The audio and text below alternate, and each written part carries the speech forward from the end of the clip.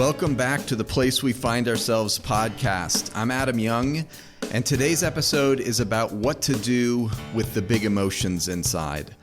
Last time we talked about the Psalms and our emotions. Specifically, we noticed that the raw, gritty language of the Psalms introduce you to yourself, to your own heart. Reading the Psalms will help you know and put words to what you are feeling during times of extremity, like we are in right now. But my main point in the last episode was to invite you to write your own psalm. To that end, we looked at three of the elements that are common to most psalms. And those three elements are, first, intimate address. You call out to your God, a personal God who is listening. Second, complaint.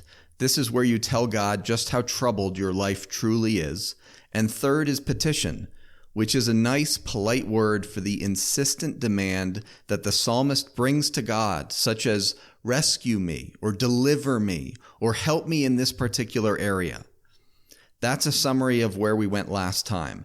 Today, I want to talk very specifically about how to write your own psalms, and more importantly, how to pray the psalms that you write. Some years ago, Ann Weems wrote a book called Psalms of Lament. Psalms of Lament.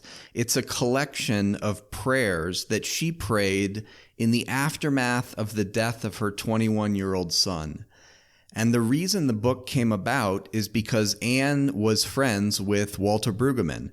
And when Ann was overwhelmed with grief, with rage, in the immediate wake of her son's death, Walter Brueggemann invited her to write some Psalms of Lament, and she did. And years later, she published them. I want to read you some excerpts from her Psalms so you can get a sense of what I'm inviting you to write and what I'm inviting you to pray. Here are some excerpts from Psalms of Lament by Ann Weems. How large a cup of tears must I drink, O God? How much is enough? Will I weep all the days of my life? Will you forget me forever? O God, find me. I am lost in the valley of grief, and I cannot see my way out. O God, find me. Come into this valley and find me. Bring me out of the land of weeping. O you to whom I belong, find me. Answer me so that I can cling to some hope of your presence. Every night is filled with terror and with fear. My heart feels as though it will fall from my chest.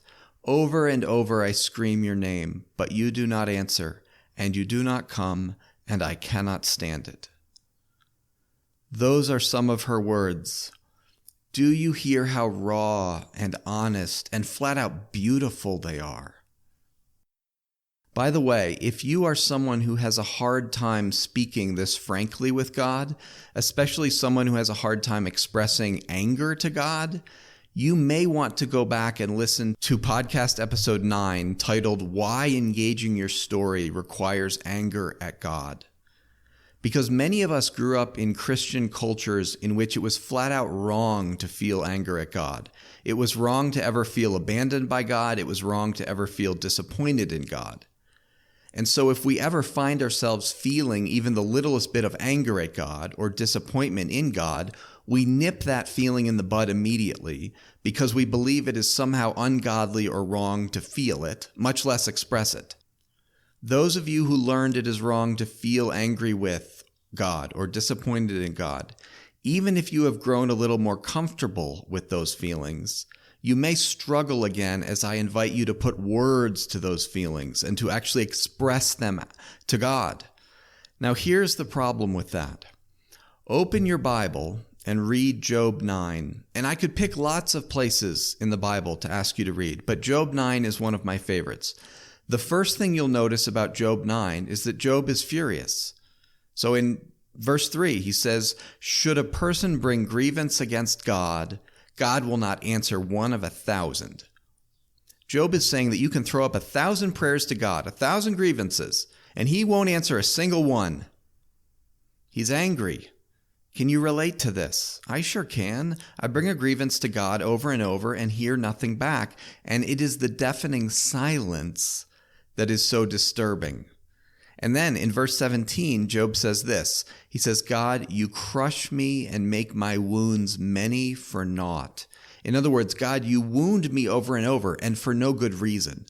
If you have a history of trauma, you know exactly what Job is talking about here. You look back at your trauma and you think to yourself, why, God? Why was all that necessary? You crushed me and let all these wounds be inflicted on me, and for no good reason. That's what Job is saying. Now look, I am not suggesting that Job's words are accurate here. God did not actually crush Job, nor did God traumatize Job. The Satan did that, the adversary. That's clear from the beginning of the book of Job. But Job is expressing what it feels like to him. And for those of us with trauma, who among us has not felt what Job feels? Who among us has not at least once said, was all that trauma really necessary, God? Because it feels like you just wounded me over and over for no good reason. At the end of the book of Job, when all the drama comes to a climax and God finally answers Job and finally speaks into all of it, do you remember what God says? He says Job has spoken rightly of him, that is God. He says that Job has spoken rightly of God. Twice God says it. God is not admitting to crushing Job. God is saying, look, it is right to bring your anger, even your rage, to me. Do you see it? Do you see the righteousness of your anger at God? I love that the biblical record gives us permission to shout our feelings about God to God without editing them for accuracy. You get to say how you feel without weighing whether the feelings are true reflections of God's reality. You get to be where you are. Now, if I can't convince you biblically, let me give you a personal example. I have an 11-year-old daughter, and few things are more honoring to me than when she takes the time and brings me her anger at me. When she says, Dad, you did such and such, and that infuriates me. Why does that make me feel honored? Because when I was a kid, I didn't dream of bringing my anger to my dad because I was terrified of him. I didn't feel safe enough to express my anger to my father or my mother. My dad would have blown up at me, and my mom would have crumbled into a puddle crying, Adam, how could you say such things to me? No one loves you like I love you. And then she would have given me the silent treatment. It wasn't safe for me to express my anger at my parents. And so I have no memory of feeling anger at them until I was in college, until I was at a safe distance. Here's the point. We only bring our anger to people we feel safe with. When my daughter expresses anger at me, I know that she feels safe with me. And nothing is more important to me as a father than that my children feel safe enough with me to say anything to me. Do you really think God is any different? As a father and mother, God is deeply honored when you express your anger, even your rage. Very often, your anger at God is a result of how important God is to you. It's evidence of your holiness, of your faithfulness to God, of how important God is to you. Okay, all of that was an aside. Back to writing and praying your own psalm. Let me share some of the words that you will find in your Bible. I love the Psalms of Lament that Anne Weems wrote, but the thing that gave her permission to speak so candidly with God was her Bible. Are you aware of how much honest, raw, and gritty speech we find in the Scriptures? And of how much of it is directed at God? Here's Psalm 22. My God, why are you so far from saving me? From the words of my groaning. Oh my God, I cry by day, but you do not answer, and by night, but I find no rest. That's an example of complaint. The psalmist is telling God just how troubled his life is and what the trouble is, namely that God is far off and not responsive. Here's Psalm 28. To you, O Lord, I call. My rock, do not be deaf to me. Hear the sound of my pleading when I cry out to you. This is an example of petition. The psalmist is insisting that God hear the sound of the psalmist's pleading. Here's Psalm 44. Awake. Why sleep, O Master? Rise up. Neglect not forever. Why do you hide your face? Forget our affliction, our oppression, for our neck is bowed down to the dust, our belly clings to the ground. Rise as a help to us. This is another example of petition. There is nothing polite here. There's nothing deferential. This is an insistent plea, much like a child in need brings an urgent demand to a parent. And here's an excerpt from Psalm 55. It's a little longer, but listen for the complaint and listen for the petition. Give ear to my prayer, O God, and hide not yourself from my plea for mercy. Attend to me and answer me. I am restless in my complaint and I moan because of the noise of the enemy, because of the oppression of the wicked, for they drop trouble upon me, and in anger they bear a grudge against me. My heart is in anguish within me. The terrors of death have fallen upon me. Fear and trembling come upon me, and horror overwhelms me. And I say, oh, that I had wings like a dove. I would fly away and be at rest. Yes, I would wander far away. I would lodge in the wilderness. I would hurry to find a shelter from the raging wind and tempest. What's happening here? The psalmist is praying his fantasy. I wish I had wings like a bird so that I could fly away from all this turmoil and be at rest. Now, who among us cannot relate to this sentiment right now? One more example, Psalm 102. It begins with this inscription, a prayer for the lowly when he grows faint and pours out his plea before the Lord. And notice it is when he grows faint, not if. When he grows faint. And then the psalm begins, Lord, oh, hear my prayer, and let my outcry come before you. Hide not your face from me on the day when I am in straits. Incline your ear to me. On the day I call, quickly answer me. And the implication, of course, is that today is the day that the psalmist is calling. Answer me today, now. Do you hear how much attachment is at play here, by the way? I mean, what's the psalmist need more than anything? What do you and I need more than anything? Responsiveness from God. A heavenly Father who responds to our cries. So, I'm inviting you to write and pray your own psalms during this time. And the three core components of a psalm that we've talked about so far in the last episode are number 1, intimate address, number 2, complaint, and number 3, petition. It is important to be concrete and specific in the psalms that you write and that you pray. What is troubling you right now? Anne Weems had just lost her 21-year-old son, and so in her 12th lament psalm, she writes with great specificity and concreteness, and here's what she prays. Oh God, what am I going to do? He's gone, that is her son, and I'm left with an empty pit in my life. I can't think, I can't work, I can't eat, I can't talk. I can't see anyone, I can't leave my house. Nothing makes any sense. Nothing seems worth doing. Now that is very good psalmic language, very specific, very guttural, from the heart. That's what I'm inviting you to write and to pray. It's so specific. And by the way, to help you with this endeavor, I have created a guide called How to Write a Psalm, and you can get it on my website. Just click on resources and then free documents and scroll down, it will be there. The purpose of the document is to guide you through the process of writing your own psalm. The document outlines the elements of a psalm and it gives examples of each element. And at the end of it, you will find excerpts from 3 of the psalms that Ann Weems wrote. So check it out and use it to write your own psalms.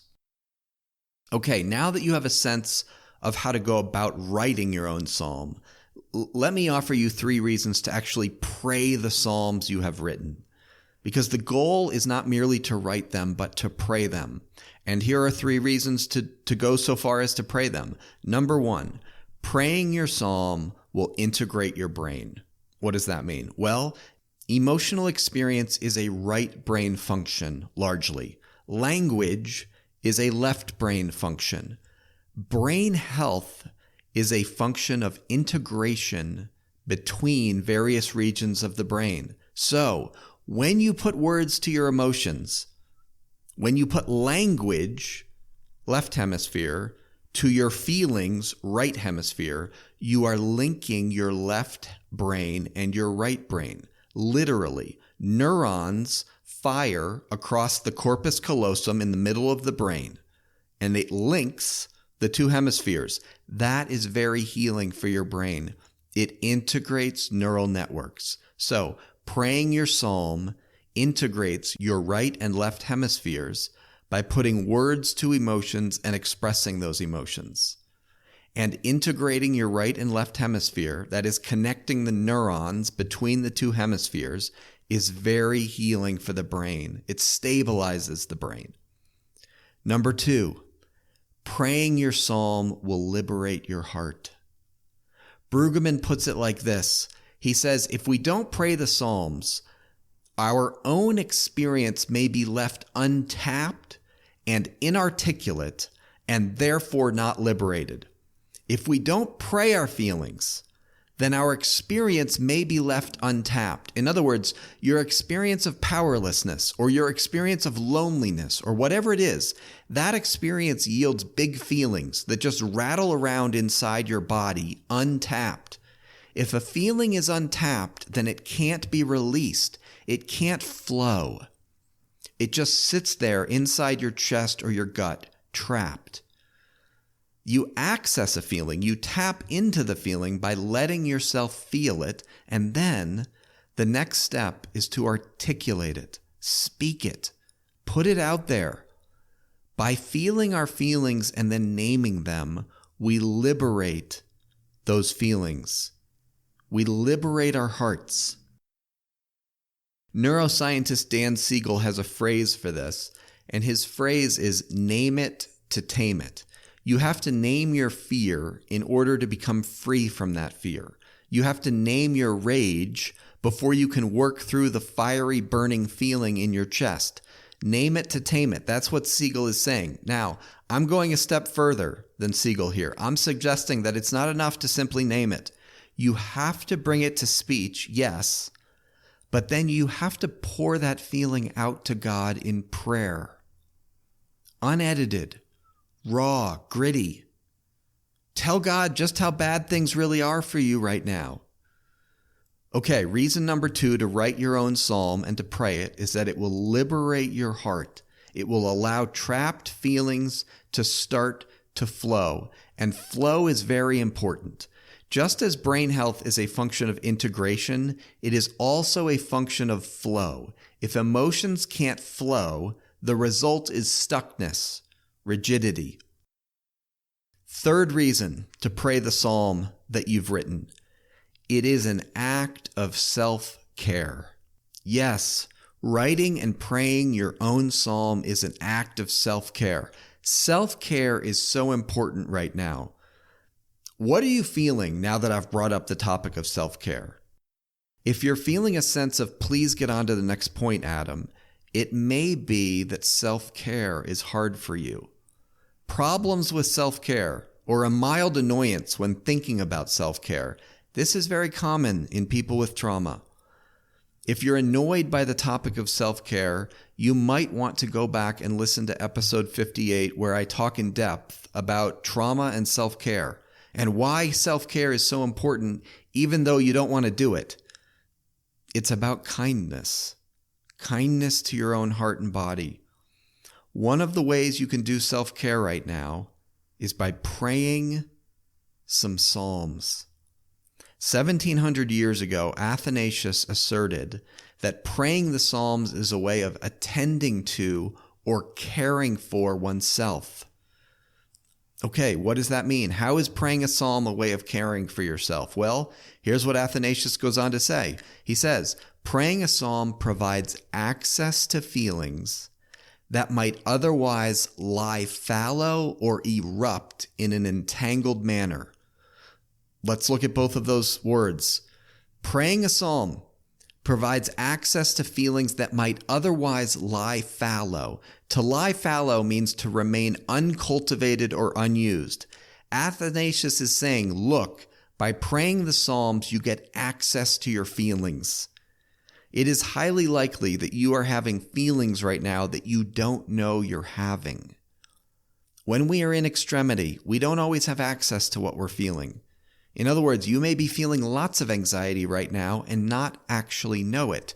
But if you pray a psalm like Psalm 69, you will begin with these words, "Save me, O God, for the waters have come up to my neck."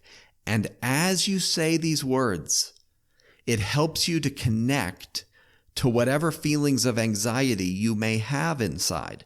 That's what Athanasius is getting at when he says that praying a psalm can provide access to feelings that might otherwise lie fallow.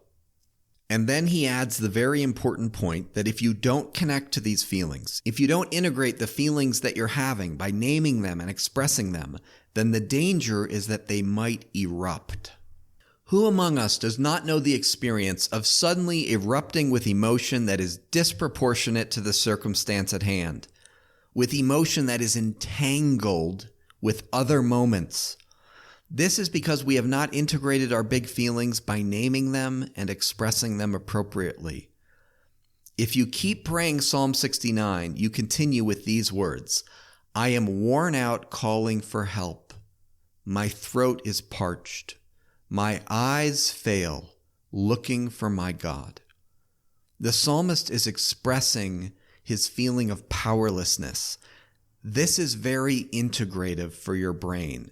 If you don't do that, then it's only a matter of time before those feelings of powerlessness erupt and you find yourself losing your temper with your kids or your spouse or whoever happens to spark a moment of powerlessness in you.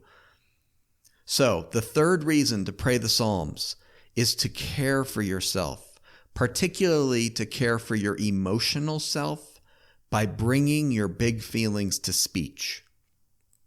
The last point I'd like to make is that praying the Psalms, whether it's the Psalms in the Bible or a psalm that you write, can be an act of defiant hope. Here's what I mean. If you've spent much time with the Psalms, you will know that very often a psalm will end with a reorientation to the goodness of Yahweh, to the goodness of God. So for example, Psalm 13 begins with, "How long, O Lord, will you forget me always? How long will you hide your face from me?" That's the complaint. The psalmist is stating the trouble, putting it out there. But then there's a shift in the psalm, and we read in verse 6, "But I trust in your unfailing love. My heart exults in your rescue." Whoa, what's going on here? This is another element of psalmic speech. I call it words of reorientation. Words of reorientation are where the psalmist defiantly asserts hope in God when all evidence points to the contrary. Things are not right. There's injustice, there's threat, there's overwhelm. And then the psalmist reorients to trusting in God. It is so beautiful and it is so defiant. This is not optimism. The psalmist has already named without reservation how troubled their life is. This is not Pollyanna, head in the sand, religious speech that denies the injustice and sorrow of life. This is an act of defiant hope. What I mean by defiant is that when you speak words of reorientation, like, "But I trust in your unfailing love," you are defying the work of evil in your life. The primary goal of evil is to disrupt the attachment between you and your God. This last element of a psalm is about reorienting yourself to what is promised and toward which you are going to orient your life and your day today. It doesn't have to be in all your psalms. Ann Weems leaves it out sometimes. So do David and the other psalmists. And words of reorientation sometimes assert things that have not yet come to pass. In other words, they are not always descriptive. They are not always describing something that is presently true. Here's how Brueggemann puts it. He says, when the psalmist asserts hope and trust in the God who is in control, it strikes one as ludicrous in our world because most of the evidence of the newspapers suggests God is not in power. If the words must be descriptive, then such a claim is deceptive, for God manifestly is not in control. But if the words are evocative of a new reality yet to come to being, then the words have a powerful function. And indeed, sometimes in a world where the circumstances are hopeless, it is important to pray and speak and sing and share a hopeful word against all the data. Now, let me break that down. What's Brueggemann saying? I'll tell you what he's saying. He's saying, look, when the Psalms say something like, God, my heart trusts in you because you are king over the whole earth and you are in control. When the psalmist says that, the psalmist is not describing the actual state of things, either in the world or in their own heart. The psalmist isn't describing what is true right now.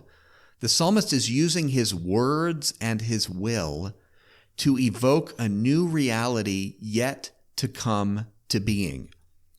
The psalmist is praying and speaking and singing a word that is against all the data. This is so important right now because lots of data in your life suggests that God is not king. He is not reigning over the earth. And so Brueggemann continues by saying, words of reorientation have the effect of vetoing the claim of the pit, of denying the pit the capacity to terrorize completely. They assert that God is refuge right in the present circumstance. I love that. To pray words of reorientation, to proclaim your trust in God as the one who will rescue and make things right again, is to become vulnerable to the hope inside of you. It is to become vulnerable to the hope that God can redeem your circumstances.